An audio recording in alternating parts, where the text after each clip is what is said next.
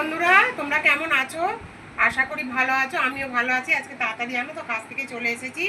আর আমার গাছের ফুল, হ্যাঁ, আমি তোমাদের তো দেখাবো, তুলে রেখেছি। তো চলো, আজকে আমি নতুন রেসিপি রান্না করছি। নতুন রেসিপি বলতে এই দেখো। তো দেখো, ফুলকপি করার জন্য আমি একটু জিরে ফোড়ন দিয়ে দিলাম। কেমন?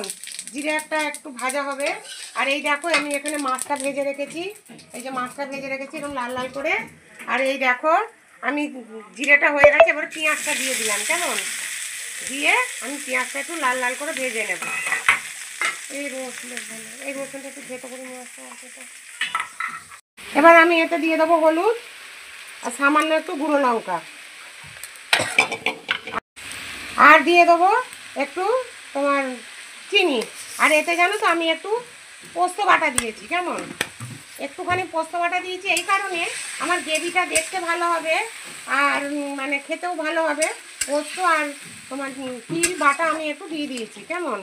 দিয়ে আমি এটা ভালো করে কষিয়ে নেব। আমার মশলাটা দেখো সুন্দর কষে গেছে। এবার আমি এতে ফুলকপি আলুটা দিয়ে দিলাম। কেমন?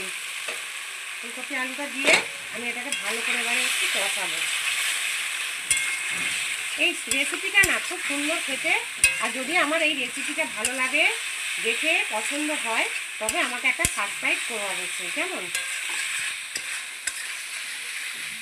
তো আমার এটা কষানো হয়ে গেছে, আমি এটাতে এবারে জল দিয়ে দেবো।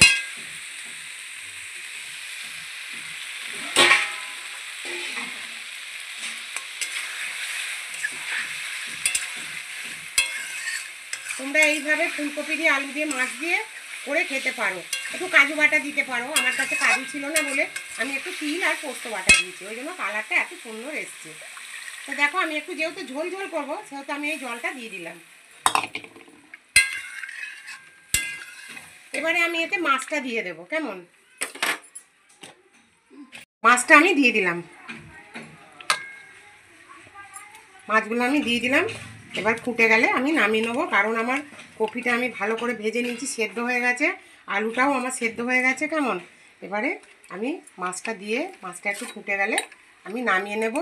আর তোমরা যদি ঘি খাও, নামাবার আগে একটু ঘি গরম মশলা দিলে তাহলে তো আর দেখতে হবে না, পুরো বিয়েবাড়ি ফেল। দেখো, আমার মাছের ঝোলটা ঠিক এরকম হয়েছে।